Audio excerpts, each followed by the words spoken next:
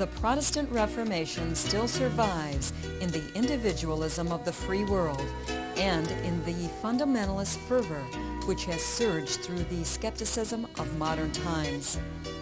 The Protestant assault on the priesthood, the sacraments, and the symbols of traditional Christianity produced a new religious phenomenon from which so many values in Western society are derived. The reliance on faith and personal conversion often produced anarchy, but it also generated strong passions which led to both spiritual exaltation and war. Let's turn now to our lecturer, Sherwin T. Wine, for a discussion of Luther, Calvin, and Wesley, and the zeal of the Protestant reformers. To put the Reformation in perspective, and by that I mean to try to relate the Reformation to what makes or does not make Christianity successful as a religion. In order to do that, I want to start off where I left off last time. I left off with a church triumphant, all right? I left off with the establishment of the Roman Catholic Orthodox Apostolic Church. Now, we had started out with a simple message attached to a figure, a prophetic figure, who was regarded by his followers as the Messiah. And through a whole series of developments, we came to the Roman Catholic Orthodox Apostolic Church, all right? And what I'd like to do is to start off with a view of Roman Catholicism, a view of the Catholic Church, because the Catholic Church has many ingredients in it that were added to it along the way. That is, most likely, if Jesus or Paul showed up in Rome, you know, in the year 1400, they might be surprised, baffled, not fully understanding what was happening. Not that what was being said was not the original message, is that the social developments and political developments were such that the message rolled along in a particular way.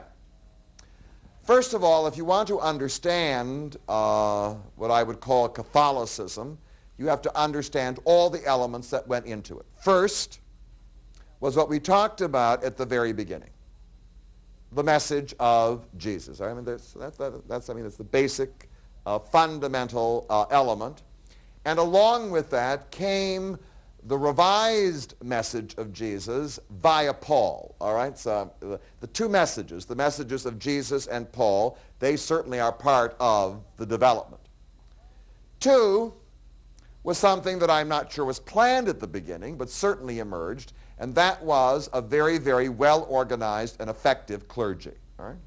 And they were organized into various grades, bishops, priests, deacons, and initially there were prophets and exorcists and so forth. There was the clergy. But as it emerged, the Roman Catholic Church certainly featured the bishops, the priests, and the deacons. There was the sacraments.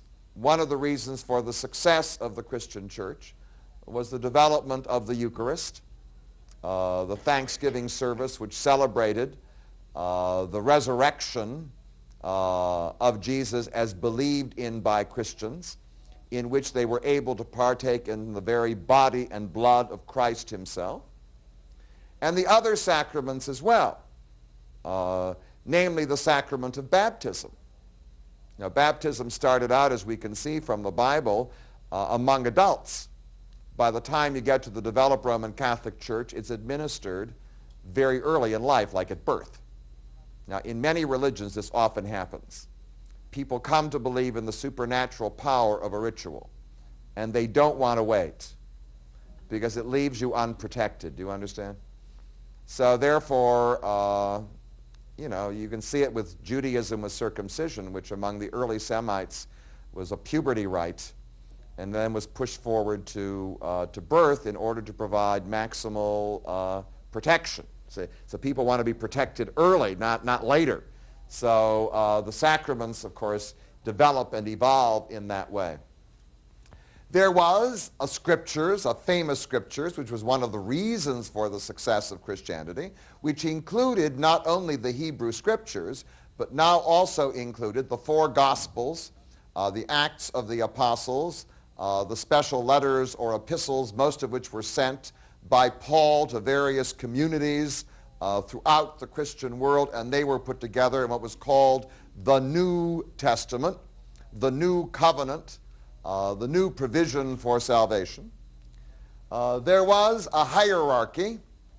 That is, the bishops themselves were organized into a hierarchy. And at the head of the hierarchy was the Bishop of Rome himself, because after all, the religion of Christianity was absorbed by the Roman Empire and became the official religion of the Roman Empire.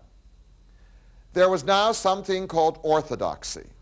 Now, in the very early message, there was not a great emphasis placed on publicly reciting the correct beliefs. Right? But already by the 4th century, there emerged in Christianity, in official Christianity, the things that were called the creeds. The public recitation of the creed, like the Pledge of Allegiance to the flag in the United States of America, became the sign that you were a loyal member of the church. What you personally believed, nobody could figure out, but what you said publicly was what? Certainly important, and therefore the public recitation of creeds. And what became a very important issue was that there were certain statements about Jesus and God that were acceptable, and certain statements that were not acceptable, and all of it was done with the idea of creating a uniform and unified church. One of the great fears, certainly, of the Roman authorities who absorbed Christianity, one of the great fears was that Christianity would just simply divide up into all these little sects, and therefore would become chaotic, and for them that would certainly not serve their purpose. Orthodoxy simply means the right way. It also included a claim that it was the one true religion. Do you understand? By that was meant, there may be many people going around saying that they have the path to salvation. All the other paths are what? A waste of time. There is only one true path to salvation, to winning the favor of God and ultimately a favorable eternal life. Okay, so it was combined with something that may have been implicit in the original message, but certainly was not developed in the days of Jesus or Paul, and that was the development of monastic communities. People who entered into the mystical life made a kind of personal commitment to entering the afterlife early. That is, by that I mean they forswore the pleasures of this world in order to prepare themselves for the triumph of the next. And that monastic life, with all its monasteries and orders, became a very, very important part of the church. And then you have to add the most important thing of all. Christianity, which started out as a small sect of Jews, ended up as the state religion of the Roman Empire. I mean, do you understand the triumph of it? It would be as though the United Nations would embrace, do you understand, an official world religion. They made it, they made it ultimately. When the Emperor of Rome himself acknowledges the authority of Christ, then you've made it. It also included what I call, when I say Romanism, I don't mean it in a pejorative political sense as it was used at the end of the 19th century. I mean that because it became the official religion of the Roman Empire, it inherited all the traditions, claims, culture, and power of the Roman world. It was now attached to them. Formerly, it had been persecuted by these symbols. Formerly, it had been persecuted by this authority. Now it was embraced by it, and by virtue of it was to be radically altered. And last, what you now have to add is something that certainly didn't exist in the days of Jesus and Paul. Once you become the official religion of the Roman Empire, you got a lot of buildings. You have a lot of power. You now have the police behind you. You have the army behind you. You've got the government behind you. You've got everybody leaving endowments to I mean, you've got all that wealth and power. And one of the great traumas for the Christian church, you see, was its coming into power, into enormous power which it has wielded for most of its history. Now, what I need to do is therefore to point out the dramatic changes that occurred when what I would call the message of Jesus and Paul turned into the Roman Catholic Orthodox Apostolic Church. One of the things that vanished, which was intrinsic to the original Christianity, was the urgency. Now, we have a group of people called Adventists. Adventists are always going around saying that's going to happen tomorrow. Do you understand? I mean, Jesus is coming. The Messiah's coming tomorrow. Christ is coming tomorrow. Get ready. Now, the message that came out of early Christianity was, indeed, that Christ was returning maybe tomorrow, maybe on Thursday, maybe on Friday. You better get ready. Now, after waiting for 4 centuries, it was quite clear that the schedule was different. No. The schedule was different.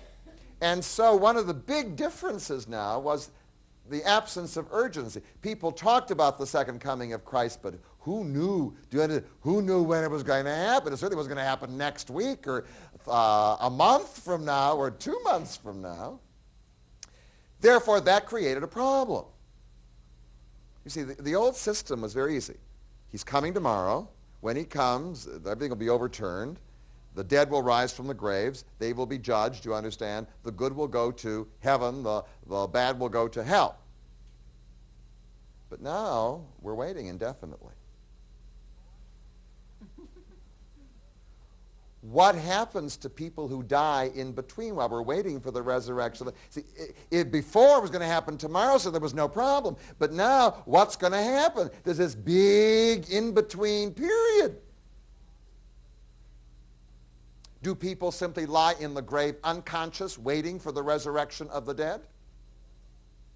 Are they conscious in the grave? That would be terrible. Are they sent off to a special spot in between? I mean, one of the interesting things was that because the resurrection was delayed, the focus shifted from the resurrection to simply dying and going straight to heaven. That is, the doctrine began to be altered. That is, in some way, good people were still accommodated between their death and the resurrection, just as wicked people had to be punished in some way between their death and waiting for this resurrection. One of the big changes, of course, was the clergy. I mean, the entry of the clergy meant now in the Roman Catholic Orthodox Apostolic Church that most contact with the deity had to go through the clergy. Do you understand? It was a two-way system. You passed the contact through the clergy, and the deity in turn transmitted information through the clergy. The clergy became the vehicle for the transmission, and their power certainly increased.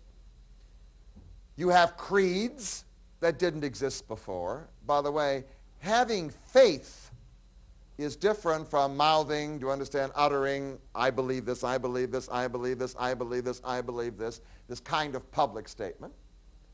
One of the major changes was that Christianity started out in Western Asia attached to Hebrew culture. It ended up mainly centered around the Mediterranean, and after the conquest of Islam, centered mainly in Europe and identified with Greco-Roman culture and Germanic culture and European culture, it was a major change. I mean, one of the major changes is what's going on outside.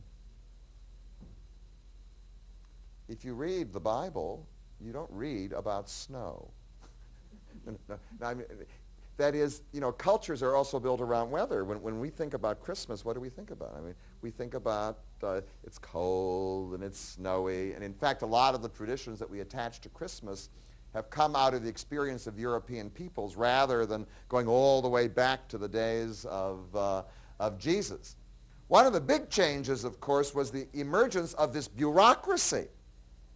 By the way, bureaucracy isn't necessarily something bad. It was simply that if you wanted to deal now with God, you were dealing with, do you understand?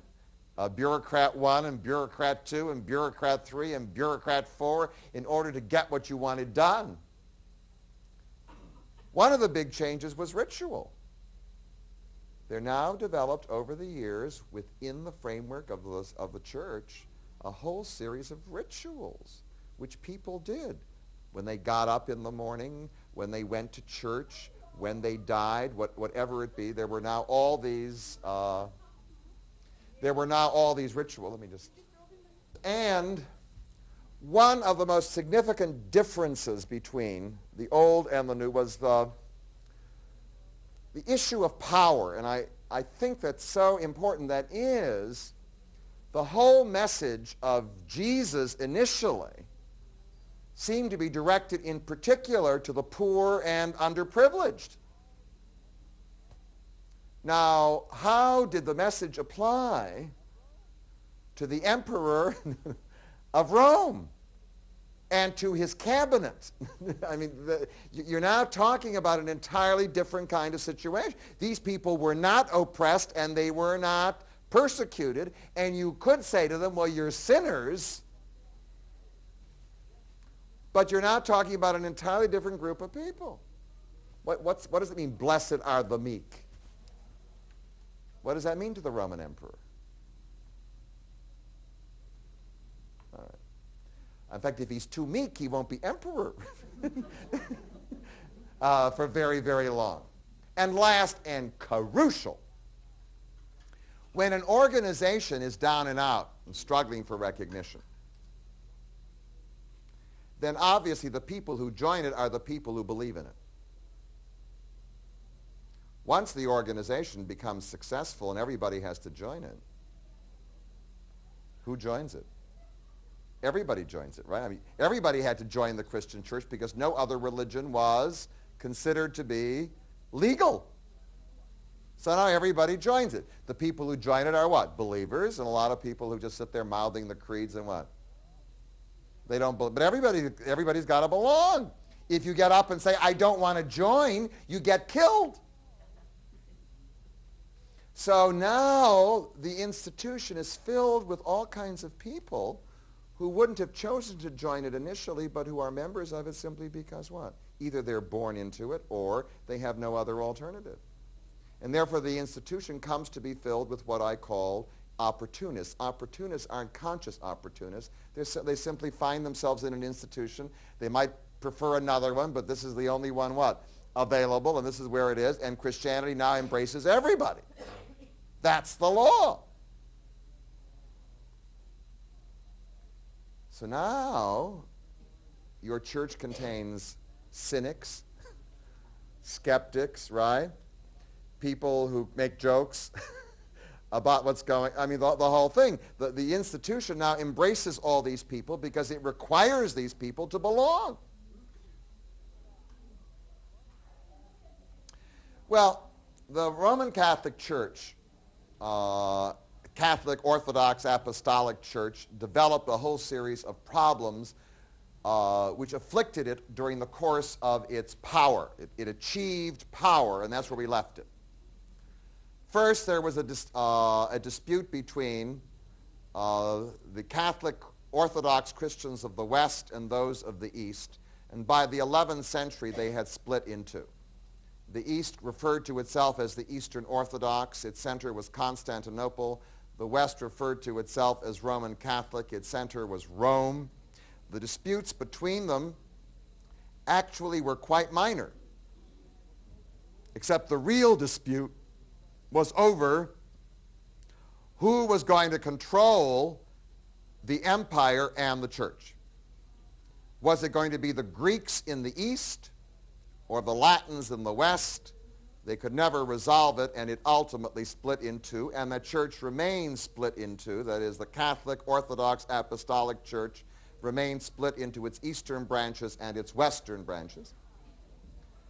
The second problem, of course, was dealing with all the barbarians. That is, the Roman Empire was assaulted on the north by Germans and ultimately by Vikings. All right? Would they be absorbed into the church, or would they destroy the church? There was a period of 2 or 3 centuries when that was not absolutely clear. There was the problem of Islam. In the 7th century, a powerful new religion emerged in the Arabian Peninsula that invaded the Western Empire and conquered over half of it, taking Palestine and Syria and what today is called Turkey and Egypt and Libya and Tunisia and Algeria and Morocco and Spain, and adding it to the Arab or Muslim empire. For 4 centuries, Europe was there, do you understand, under the assault of the Muslim threat. And then there was the whole problem of ethnicity. In fact, you can't understand the Reformation if you don't understand that. Europe was divided into many different ethnic groups. The basic division was among 3 groups. In the south were the Latins, composed of the Italians, the French, the Spanish, and Portuguese. In the north were the Teutons, composed of the Germans, the Swedes, the Norwegians, the Danes. And off in the west were the Celts, the Welsh and the Irish and so forth. And there was great hostility among all these ethnic groups. Now, what happened from the very beginning was that obviously the Italians had an edge, right? They were in Rome. And therefore they had an edge in terms of controlling the church. By the time you get to the 13th, 14th, 15th century, virtually all the leading figures of the church are Italian. Well, how do you feel about that if you're French, or German, or English, or Danish, or Swedish, or Norwegian? One of the problems, of course, was that unlike Islam, where religion and state were merged, the Catholic Church recognized a division between the secular authority and the religious authority, the king and the bishop. And one of the big problems was who had what? See, when you were a persecuted religion like under Paul, the question doesn't even apply. But when you're now in charge of the government, and you've got 2 figures, one a king who is a Christian and the bishop or the archbishop who is obviously the leading cleric, how do you divide up the power? And it was hard to figure that out. One of the issues was corruption. When you have a system of government in which the people in charge are not responsible to the people they rule, but are responsible to some so-called higher authority, then what ultimately happens to any institution like that is what? Corruption. We had it, by the way, in Eastern Europe, right? The Marxist system was built around a party. That was the church. The party did not change. Nobody could vote it out of power. Its only responsibility was to the revolution. Well, ultimately what happened after many centuries was, certainly with an institution now filled with opportunists, everybody had to belong, was enormous corruption. One of the problems was the cost of administering, and we ought to understand that because now we're into the whole problem, how do we pay for this government we've got, all right? One of the major problems was revenue. How was a bureaucratic system with large buildings and administrative costs and with high expectations on the part of its rulers going to afford itself? And how was the money going to be raised? And one of the continuous issues within the church was the whole system of taxes. Who was going to pay, do you understand? Who was going to pay the money? And they came up with all kinds of ideas. The church equivalent of the sales tax, the church equivalent of the value-added tax, the church equivalent of the income tax. All right. One of the major problems, obviously, was the whole issue of heresy. Heresy meant that people would get up and make statements that were inconsistent with the creeds. Now, let me just say something. Actually, a good system has an element of flexibility. Flexibility means you allow people to get up and make statements that don't basically undermine the power of those people who are in charge. So if you want to get up and say, well, I think that the Holy Spirit proceeds both from the Father and the Son. And somebody else gets up and says, well, I think the Holy Spirit only proceeds from the Father and not the Son. Who cares? I mean, do you understand? Nobody's going to lose his job. So you say, fine, Herbert, is that what you think? Fine. Thank you, Gloria. Fine, now two opinions. The only time it would be dangerous would be if somebody gets up and says, I don't think the Pope should have the job he... Oh, well... Do you understand? Now you're striking at employment. Now you're hitting... No. Now you're hitting the basic issues. What is interesting about the church was that it developed a really inefficient system. It was inflexible on many issues where it should have been flexible. It made absolutely no difference in terms of maintaining the power of those people who were in charge. But there were certain statements that were. For instance, if you make a statement like some of the heretics did, the authority lies in the Bible alone, not in the hierarchy, not in the Pope, not in the Pope and his councils, then what you're doing, do you understand? You undermine the system. If you get up and say, well, God doesn't want anybody to get married. He wants everybody to give up sex. Then that means the end of the church. I mean, there are all kinds of heresies, do you understand, that if you got up and said them would undermine the authority and power and continuity of the church, and that was one of the continuing problems that had to be faced. One of the major issues was obviously the growth of nations. When the Roman Catholic Orthodox Apostolic Church developed in Western Europe, the empire itself was beginning to collapse. And there were no other national authorities. But by the time you get to the 13th or 14th century, there now develops in Europe very strong nation states. France is a very strong and powerful nation state with its own government. Now, if you're the king of France and you know that bishops exercise a lot of power, are you going to let the Pope appoint bishops in your country you don't approve of? And if that's the case, and the Pope insists, then what you're going to say to him, well, Your Holiness, if I can't appoint the bishops I want, then you're not going to get the money that you want. I mean, it's a little negotiation. And certainly that procedure was happening. And finally,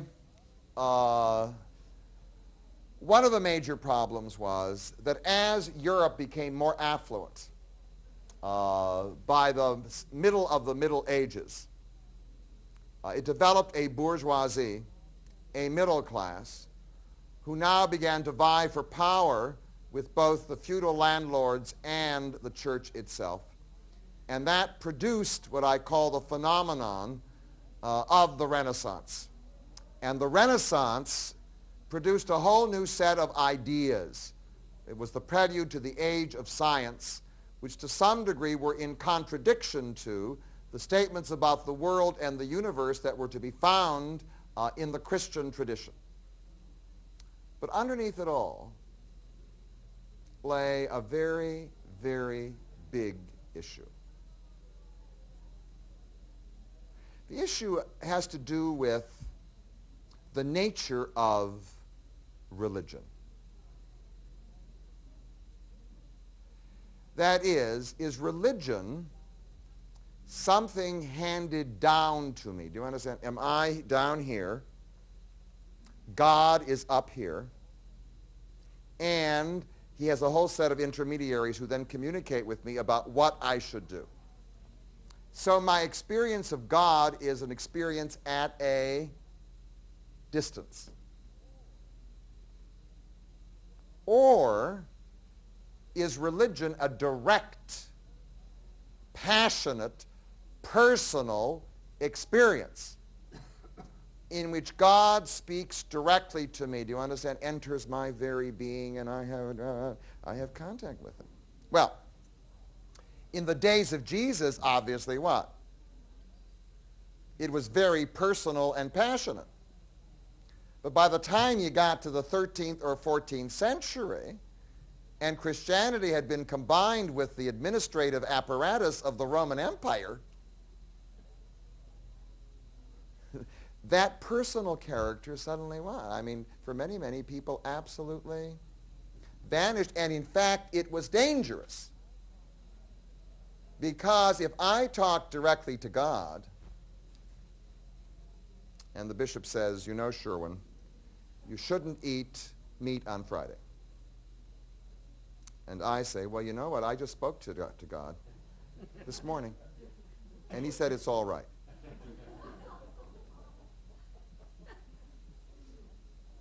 What? No. What does that do to? Do you understand? It totally undermines the authority of the church, and that issue was resolved and unresolved. It was resolved in the sense that the church itself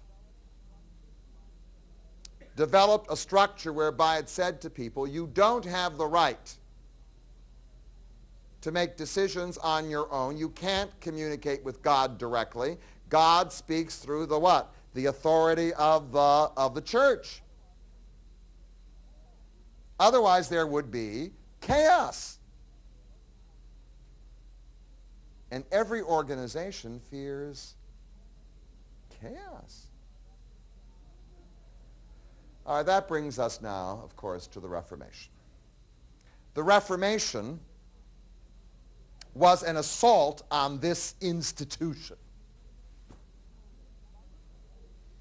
The people who conducted the Reformation didn't fully understand the consequences of their behavior. In fact, if you look at the Reformation and its figures, some of them are like Gorbachev in the sense that Gorby never understood. Do you understand what glasnost would ultimately mean? I mean, he's now unemployed.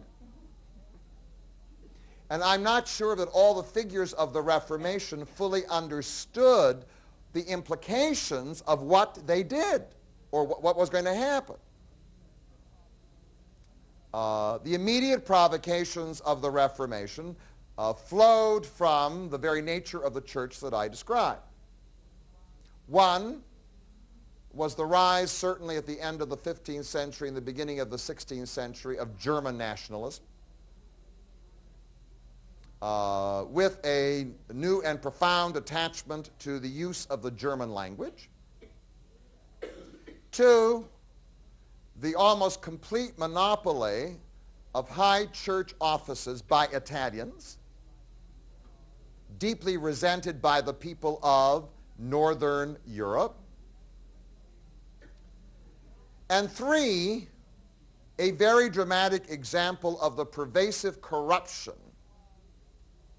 that was in the church. And let me talk about The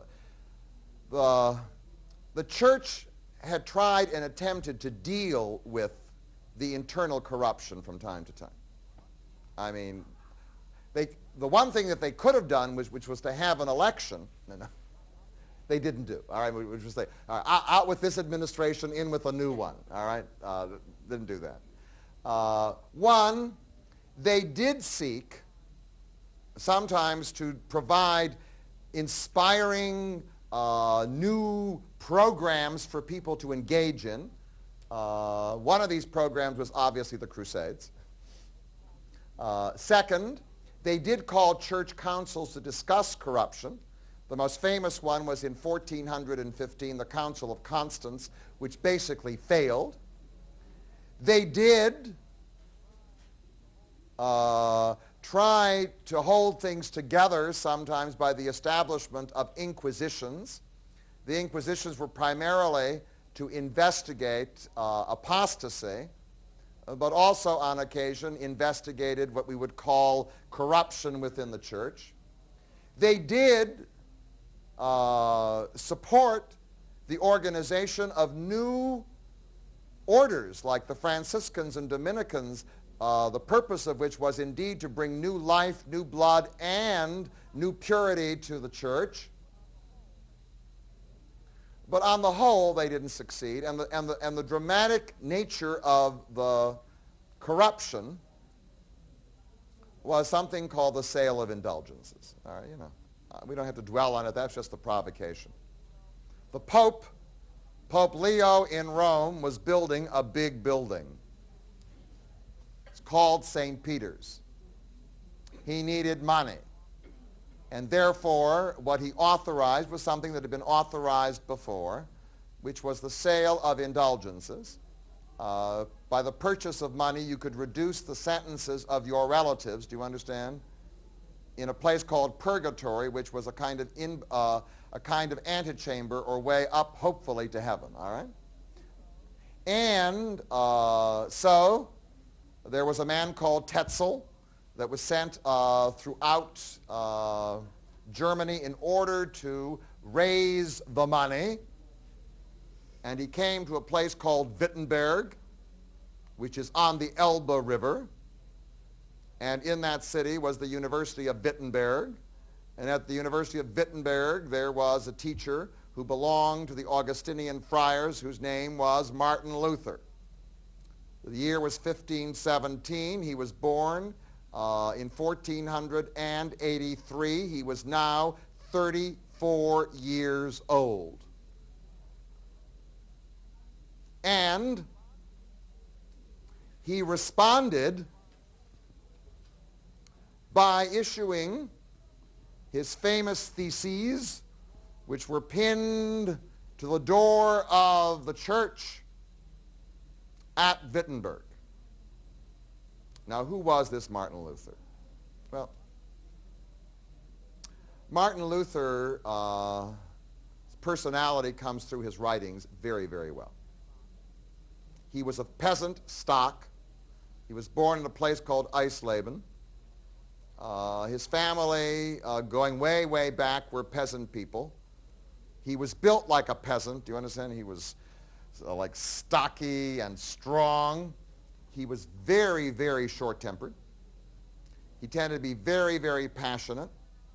He was not what I would call a calm intellectual. He was a very skillful writer who understood the mood of the people, and when he wrote his pamphlets, he was able to mobilize them in a very special and powerful way. He tended to be very impulsive, and also, when put to the test, he could be very honest. He would just blurt out what he was thinking or feeling. He was not what I would call a cool, do you understand? A kind of a cool character. I will talk about a man who was a cool character, but Luther wasn't a cool character. And ultimately what happened was he was called to account for his challenge, because the theses that he, or the statements that he nailed to the door of the church denounced the sale of indulgences as being inconsistent with the tradition of the church. He had not broken with the church. I mean, he was not denouncing the Pope. He was denouncing the practice. He was a good Augustinian friar, do you understand? A celibate priest whose idea was simply to protest what he considered to be this outrage. Well, what happened was, of course, he was called to account in both 1518 and in 1519. And in 1519, he had a debate with a man who represented the Pope by the name of John Eck. And Eck was trying to get his goat. So he said to him, you know, your ideas are very much like the ideas of that heretic, that Czech heretic by the name of Jan Hus. Jan Hus was a Czech heretic who, following the ideas of an Englishman by the name of John Wycliffe, who had lived at the end of the 14th century, had come to challenge the authority of the Pope and to base that challenge on the authority of the Bible, saying the Bible provides for no popes. Oh. And Luther, instead of doing what a cool character would have done, which is to say, now wait a minute, I'm not attacking the Pope. I'm simply denouncing the whole thing. He got all caught up in the challenge by Eck, and in the end he said, well, if I sound like John Hus, I am. And that was crossing the bridge. It was like a moment of impulse. A more studied person most likely would not have chosen to do that. He now crossed the bridge. And then it was too late. By 1520, the Pope in Rome realized that he had a troublemaker on his hands, because now Luther had begun to write pamphlets to justify his position, and in the pamphlets now he went beyond simply protesting indulgences. He now began to strike at more fundamental issues. That is, the Pope could easily have dispensed with indulgences. But now Luther was attacking the what? The very foundations of the church. He now went on to say that the Pope himself was illegitimate, and the Pope himself was illegitimate because there is nothing in the Bible that authorizes the Pope. And in fact, the ultimate authority is the Bible. And once uttered, and it wasn't a novel idea, it had been uttered prior to Luther, both by Hus at the beginning of the 15th century and by John Wycliffe in England at the end of the 14th century. Once uttered, now the Pope had to take action. He had to take action for the following reason. Thousands and thousands of people in Germany were shouting Luther's name. Were they all excited about indulgences? No. What Luther had done was, he as a German had stood up to this Italian Pope. And he had now stirred the strong resentments, nationalist resentments that the German people had held for a long, long time. And now, having done that, they rose up in some kind of holy fury against the authority in Rome, and the authority in Rome had to act quickly. So Martin Luther in 1520, it was official in January of 1521, was excommunicated from the church, which was exactly what he needed for his career. He found a patron in the form of a German ruler by the name of Frederick the Wise of Saxony, who offered him refuge. He was spirited away, kidnapped, and taken away to a castle called Wartburg. And that was a very important period of time, because there he began to write and write and write. And in fact, It was the beginning of the translation of the Bible into German. Well, I want to say something now that's very important. When Luther appealed to the Bible, he was not using a traditional Christian argument. After all, in the days of Jesus and Paul, the Bible did not exist. No, I mean, beyond the Hebrew Bible, do you understand? The New Testament itself did not exist.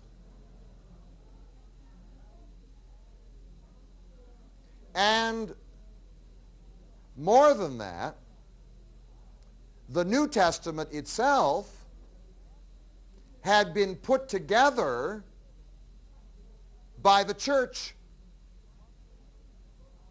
It wasn't that first came the Bible and then came the church. First came the church and then came the... Who put these books together? So in a sense, this argument, this appeal to Scripture, wasn't an old traditional appeal. Do you understand? It was actually a kind of new appeal. But it became the cry of what we call the Reformers, who received the name of Protestants because in 1529, a group of German rulers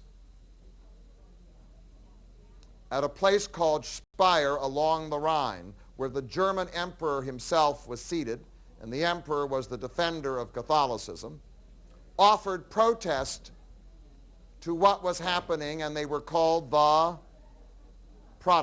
they received the name the Protestants or the Protestants. And if you want to call them Protestant reformers, the Protestants, whatever, it doesn't make any difference. What happened was that the ideas of Luther spread throughout Germany, and with it came a basic alteration of the way in which Christianity was practiced in Germany, in particular in northern Germany. A movement now arose. And that movement arose and was dramatized by something very important. One, the repudiation of the Pope, and the repudiation of the traditional clergy, that is the celibate clergy, and the revision of the most basic celebration of the Catholic Church, namely its Mass or Eucharist.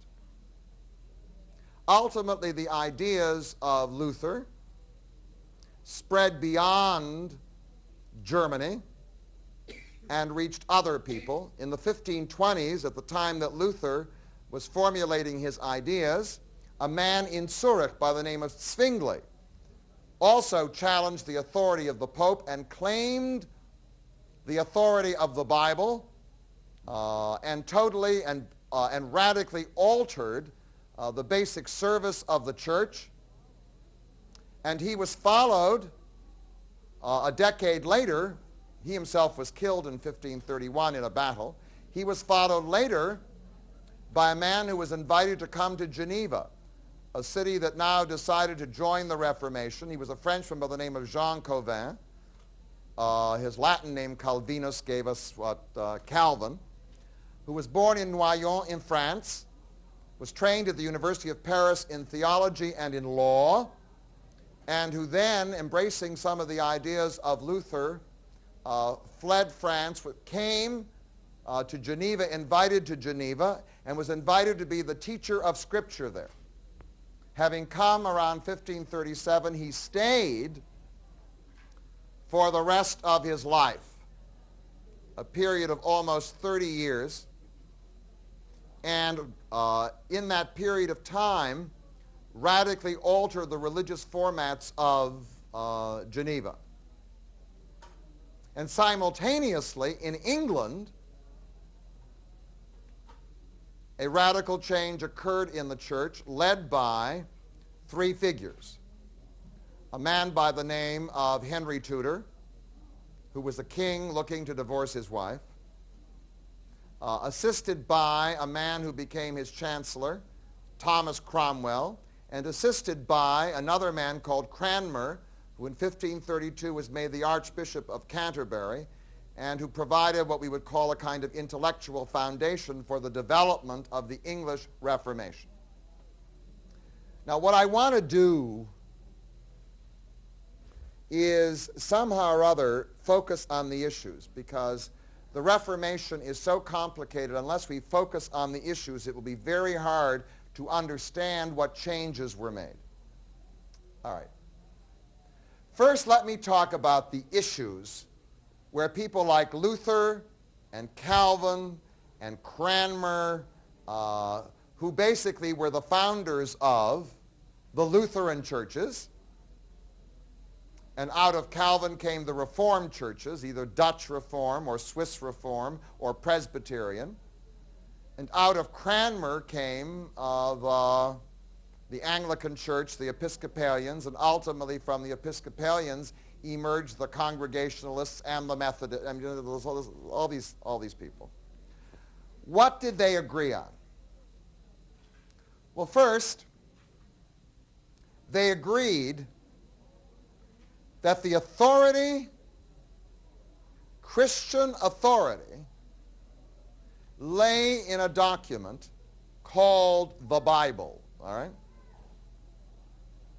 And that Bible consisted of the Old Testament and the New Testament, and the only way you could justify anything that you did was to find that authority in the words of the Bible. If you couldn't find it in the Bible, it was what?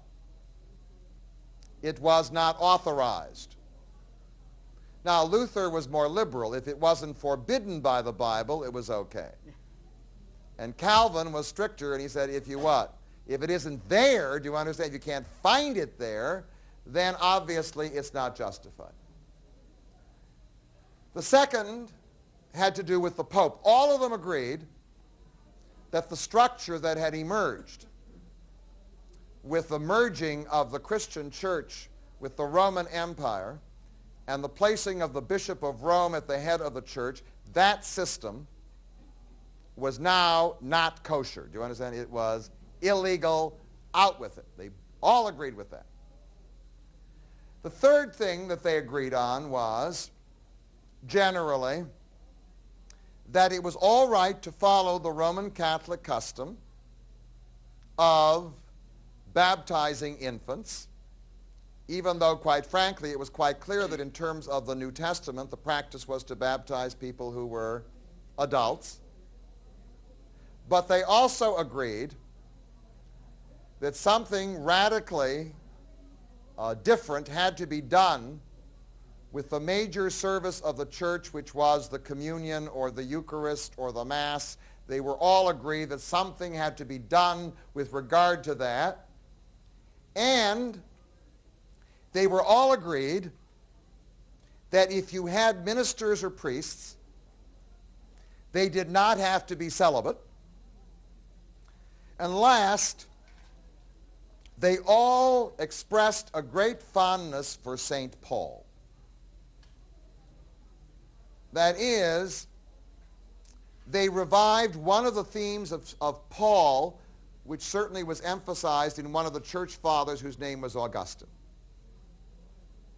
And that was the idea of faith.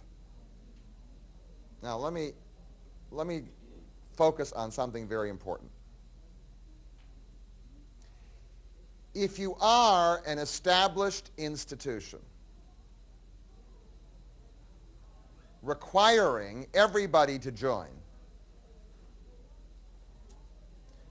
then you can't require everybody in the organization to be passionate. Do you understand? You can't say, well, in order to get your gold star, you're just going to have to all love God.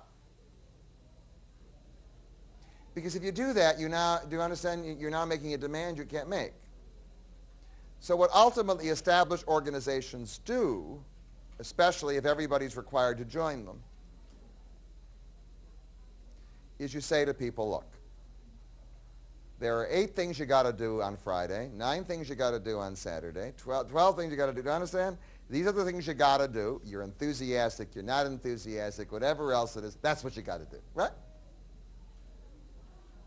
And therefore, the emphasis is on certain forms of behavior or action. Because if you require people to be totally passionate, enthusiastic, it's not going to work. But if we go back to the story of the early church, the great message both of Jesus and of Paul was, what God loves most is the fact that you love him. You understand? Love, love, love. And that love means that you trust him. Well, what everybody agreed on pretty much was that this internal experience of love, which is sometimes translated into the word of faith, to trust in God, this passionate love, was now the source of salvation, not simply the 101 little things or big things that you might choose to do during the course of the day or the week.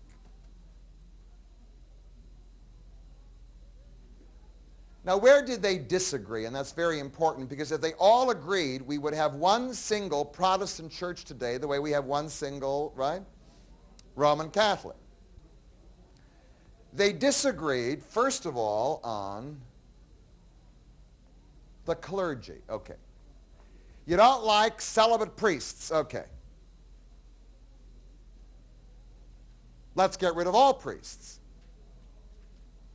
Well, you can't get rid of all priests, can you? Well, let me just, you can call them ministers, you can call them teachers, you can call them anything, exorcists, whatever you want to call them. You can't get rid of them for the following reason. 2 people look at the Bible. One person reads the Bible and says, you know what? The Bible authorizes divorce. No, it says here you can't have, yeah, it says, but if you read it in a certain way, you understand he was only talking about certain circumstances. In other circumstances, you can get divorced. Well, what if 2 people disagree on the meaning of the Bible?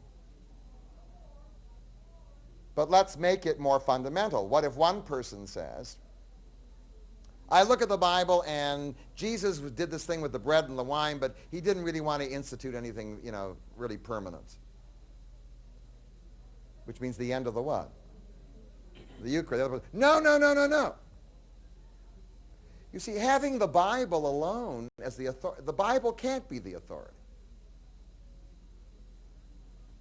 See, that's the problem. The fundamental problem from the very beginning with Protestantism and the Reformation was that the Bible can't be the authority, because the Bible isn't a living thing. It's a book. What the book means is up to what human beings make it mean. So it's like the American Constitution. You can make it mean whatever you want to make it mean. So therefore, if you say the authority is the Bible and let's get rid of all priests,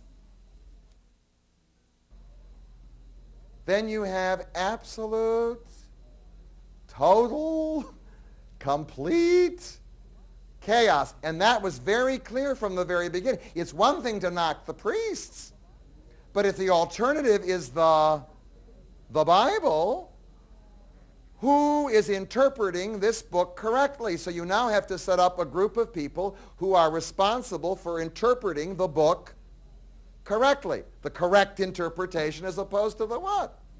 The incorrect interpretation. So now you want to call them ministers. Call them ministers. You can let them marry whatever else it is, but you need some kind of a clergy. So What kind of a clergy? Do we want bishops and priests still? Well, the Episcopalians, Anglicans said yes. One of the things they disagreed on was the Eucharist now. That is, the Roman Catholic Orthodox Apostolic Church was very clear about it. When you take the bread and the wine, you are taking the very body and blood of Christ. The substance of the bread and the wine have altered. Well, that doesn't make sense. Maybe what happens is the bread remains bread, the wine remains wine, but also the body and blood of Christ enter into the thing simultaneously. Or maybe the bread remains bread and the wine remains wine, and all we're doing is in remembrance, do you understand, of Christ's crucifixion and resurrection. All right? Now, some of the arguments they had over this thing, most people today wouldn't spend 2 minutes on. All right?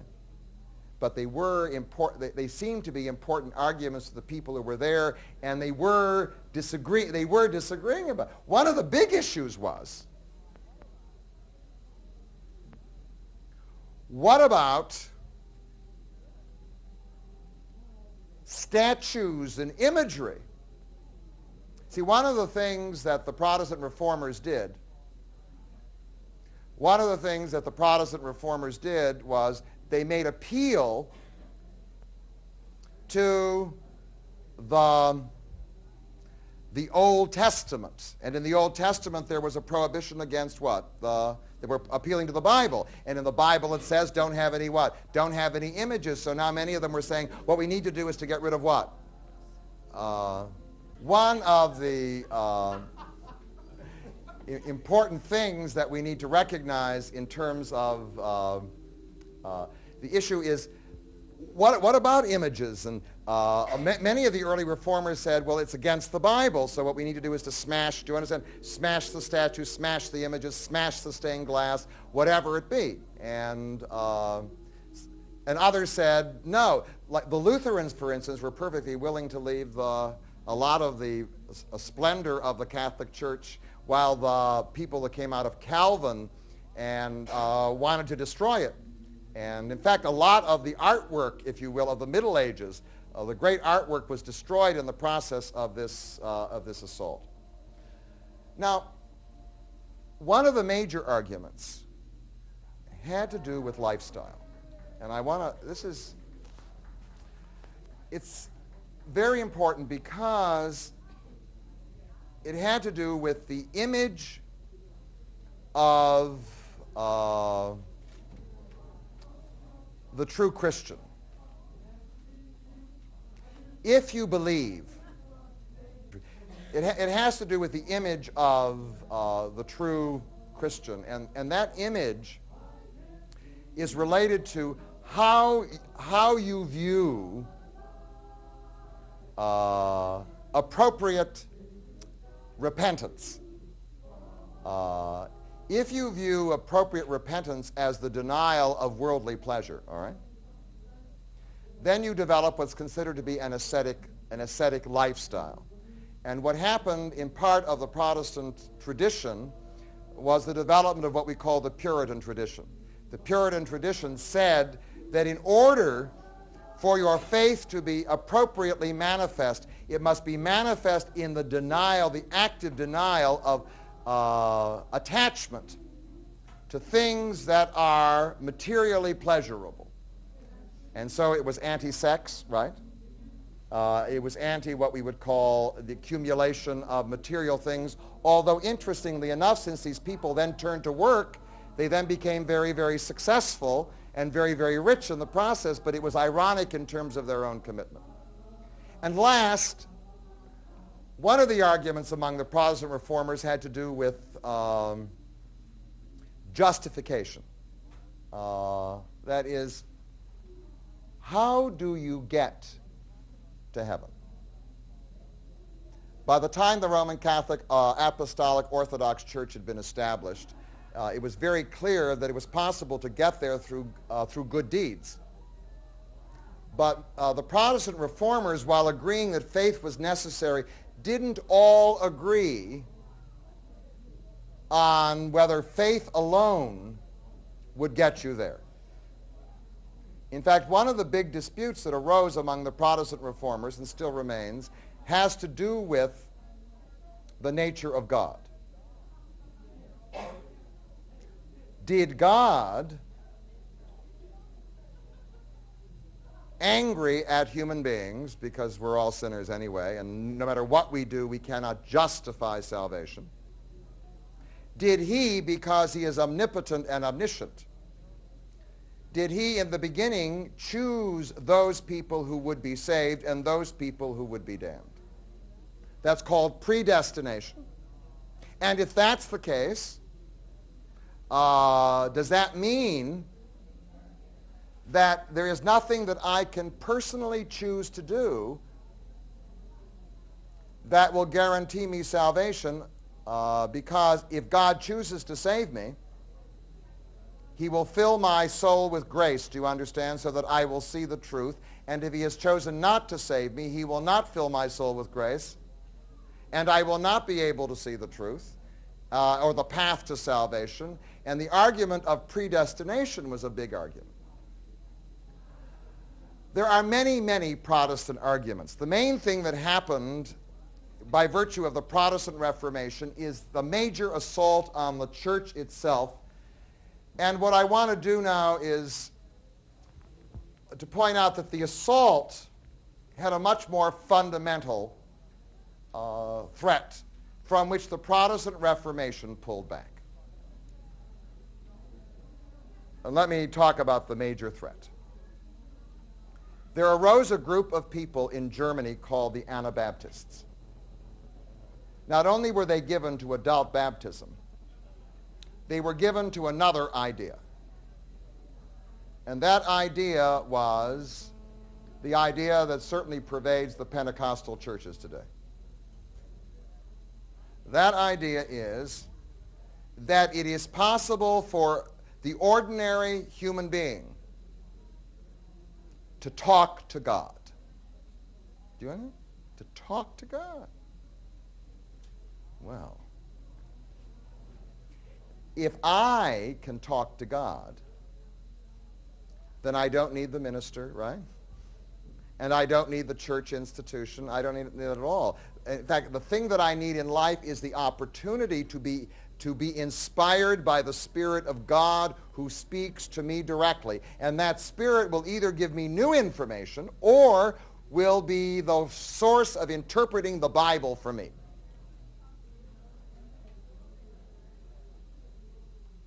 Once you go that far, then you no longer have a church. If everybody in this room can talk to God and get the information, do you understand? And that's basically what was implied in the threat of the Anabaptists. Even the Anabaptists drew back from that. I mean, today we have Baptist ministers who will tell everybody in the church that through the inspiration of God they should interpret the Scriptures, but if they interpret it the wrong way, do you understand? They hear from them.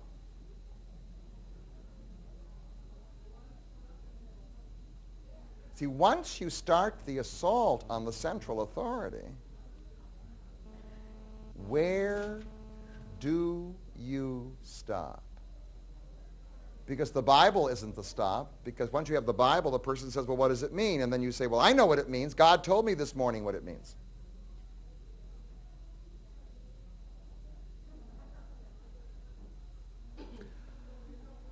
So there emerged now the Lutheran churches, the Reformed churches, the Anglican church, the separation from the Anglican church, which is called the Methodist church. All of these things, they emerged. They primarily were focused in Northern Europe. And what I now want to point out are the consequences of the Protestant Reformation. First, on the whole, the Protestant Reformation meant for the people of Northern Europe the removal of a powerful clergy. The Protestant clergy never could equal, do you understand, the power of the Roman Catholic clergy. I mean, they were powerful, they were significant, but in the end, the priesthood that had existed in Northern Europe was primarily removed and was replaced by a much, much weaker clergy.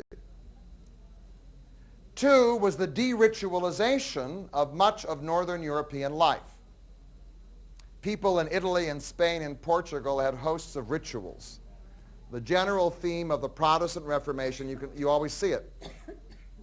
The main ritual of Protestantism in its most, what I would say, moderate and extreme form is giving a sermon. That's what it is. That's what it is. I still remember those Protestant churches until they were re-Catholicized about 50 years ago. You'd walk into a Protestant church, the center was the pulpit.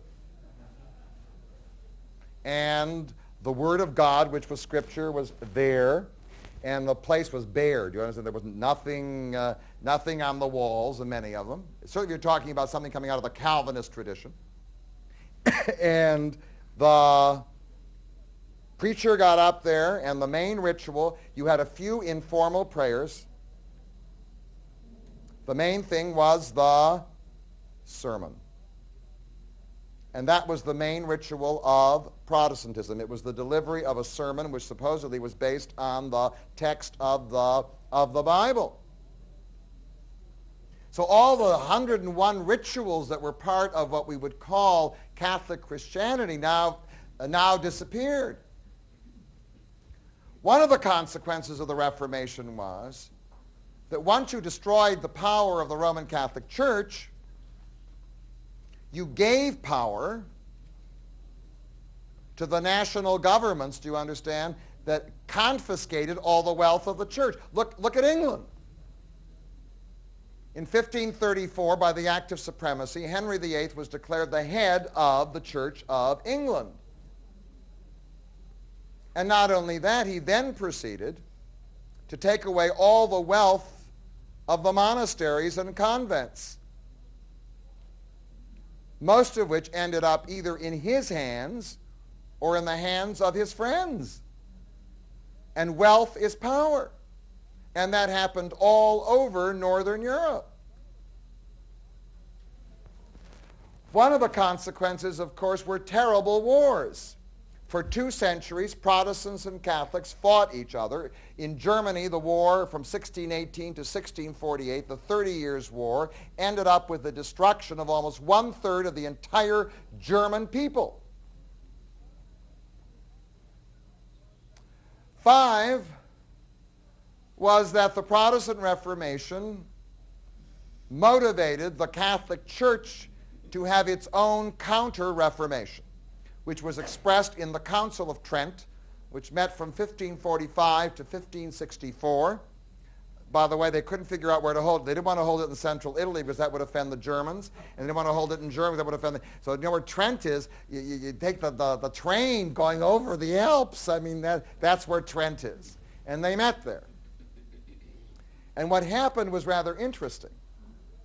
The Counter-Reformation reaffirmed the authority of the Pope in a way that had never been affirmed before, and created a kind of church militancy that had not existed before, because now they were confronted with the enemy. And in fact, for the next 400 years, the church remained a primarily isolated force. It stood behind its walls of protection. And therefore, while Protestant Europe, the northern part of Europe, was open to what we would call the new revolution of the age of science, southern Europe itself, which was Roman Catholic and heavily Catholic, influenced by the Counter-Reformation, was closed to that. One of the consequences of the Protestant Reformation, and it's not generally acknowledged, and it's very important, was the secularization of society. When the Protestant Reformation started, it was simultaneous with the Renaissance. And actually, the mood of the Reformation and the mood of the Renaissance were not the same. The Renaissance is the parent to the Enlightenment and the age of science. The Reformation, on the other hand, used some of the critiques of the Renaissance, of Renaissance figures, but on the whole utilized what I would call popular national feeling against the corruption of the church. All right?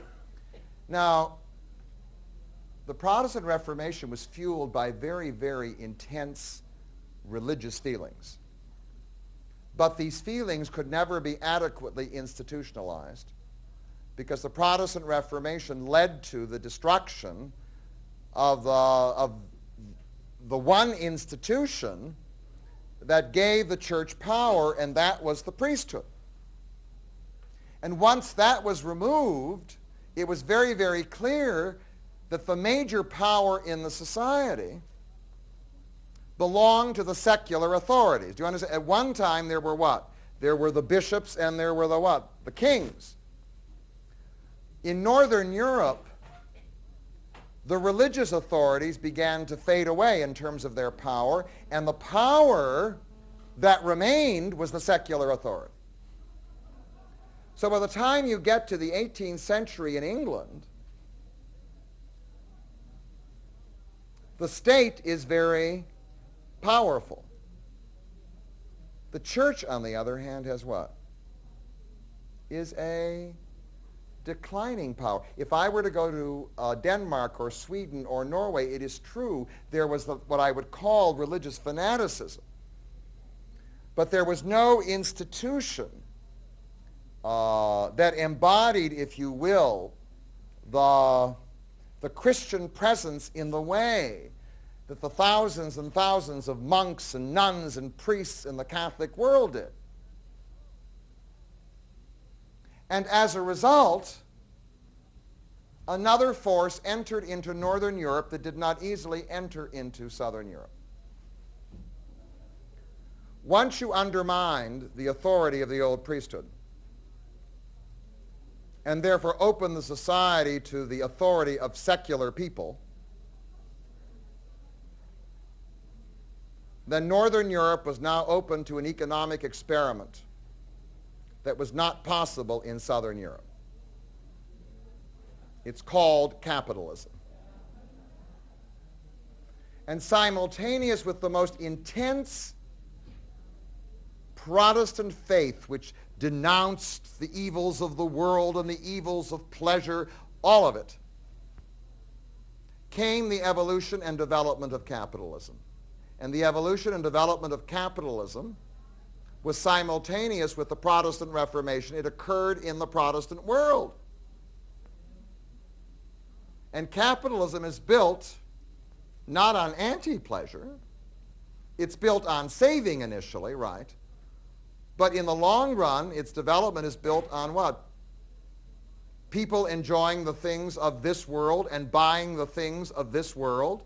And what is intriguing about the history of Europe is that capitalism did not emerge in Catholic Southern Europe. Capitalism developed in Northern Protestant Europe.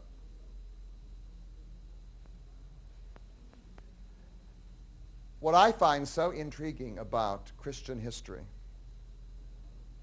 is that ultimately the Protestant Reformation, which sought to revive the pure, passionate fire of faith, do you understand, which had existed in the days of Jesus and Paul, ultimately undermined the church institutions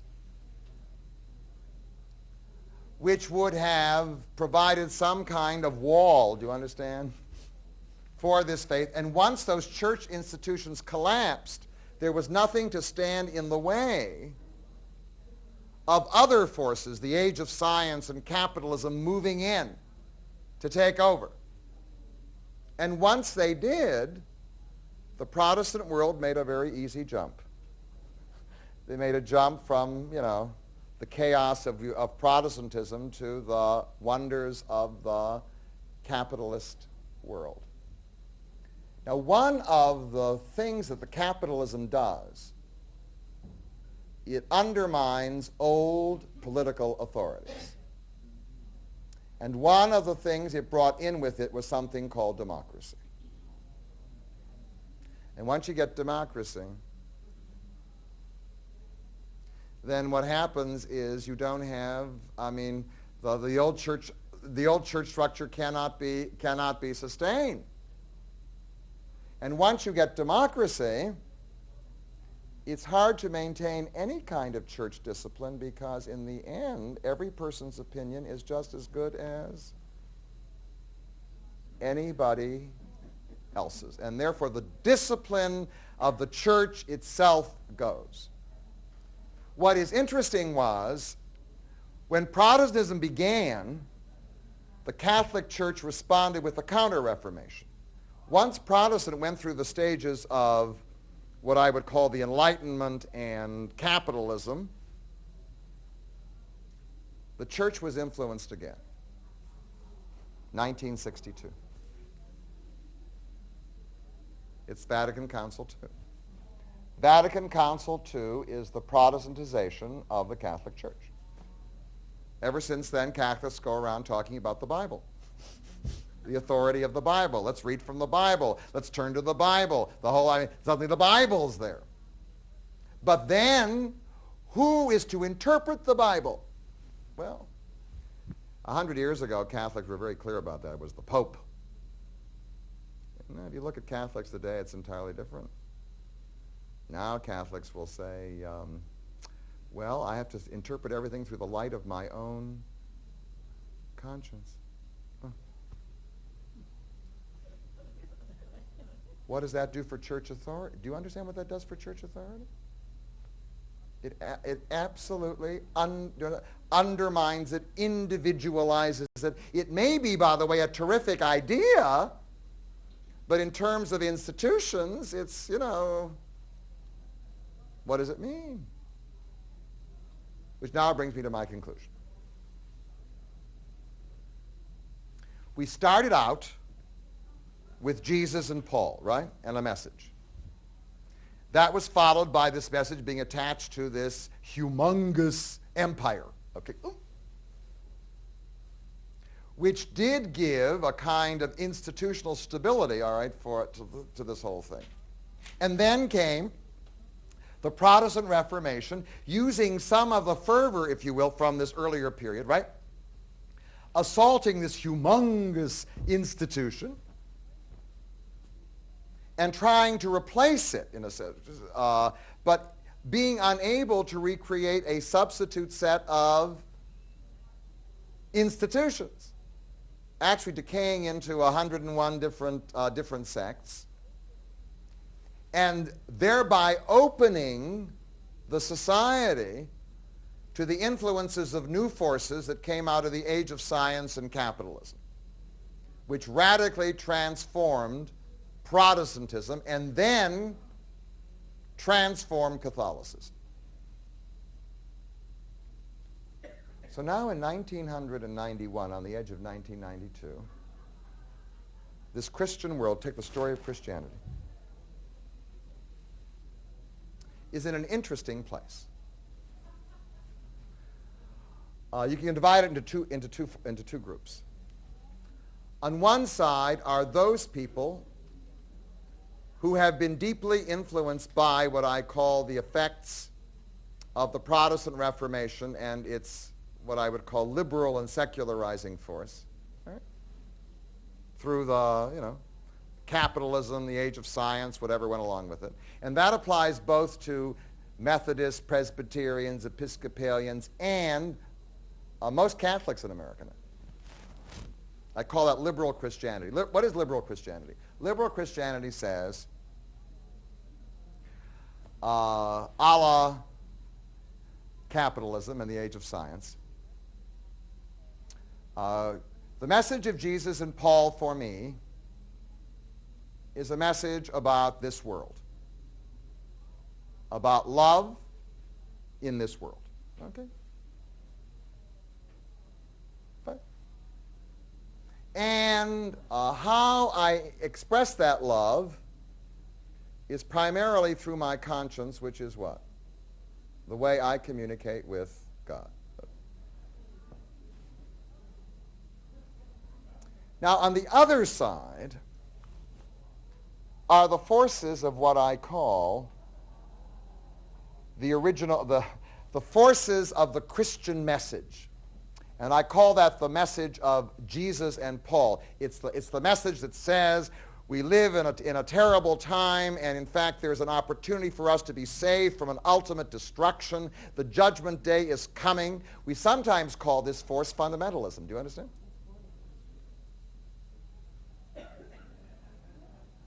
Now, what are the chances of this force in this new world?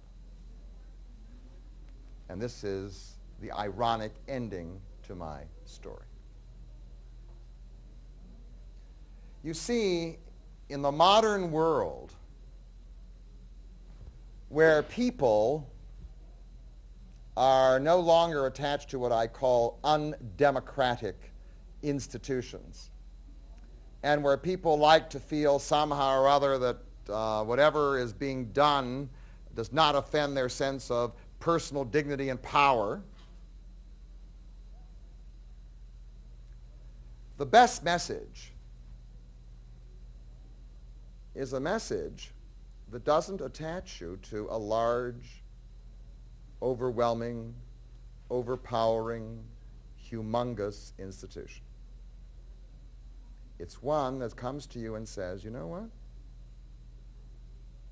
God loves you, and he wants to save you, and he wants to save you through the power of his Spirit, and you can tune into the power of that Spirit. Well, now, I believe that one of the most successful Christian forces in the world, the most successful Christian force in the world today, fastest growing, is most likely American fundamentalism. It is now, when I watch it, reaching out to, they have their missionaries in the Soviet Union. They've got their missionaries all over the world. They are converting hundreds of thousands of people from Roman Catholicism to Protestantism in Brazil and Peru and Colombia, and they're converting them to a fundamentalist force or version of Christianity. And what they have done, which is sort of brilliant, is they've taken the power and passion of the original message, attached it to all the technology and techniques of modern capitalism,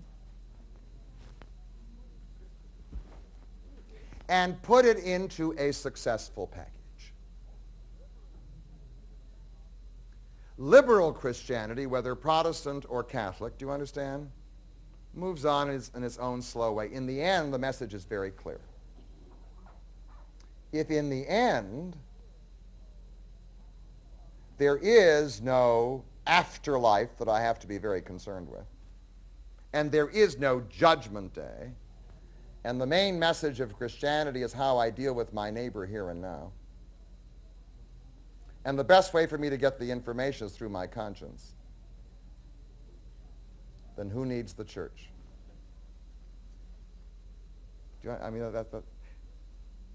But the other message is very clear.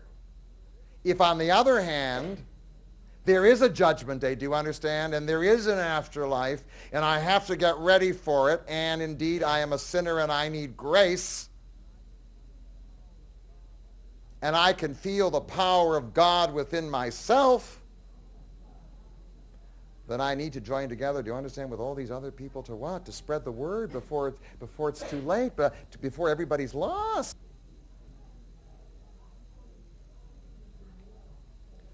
So we've come sort of full circle.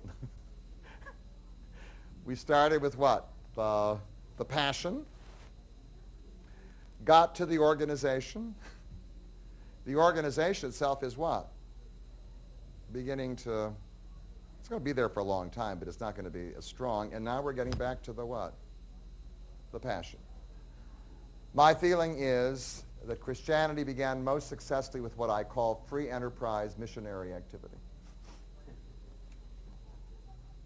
And its success in the future most likely will be, all right? But there are many people in the world who still can. And those who can, they will be the bearers, if you will, of that Christian message. Thank you very, very much.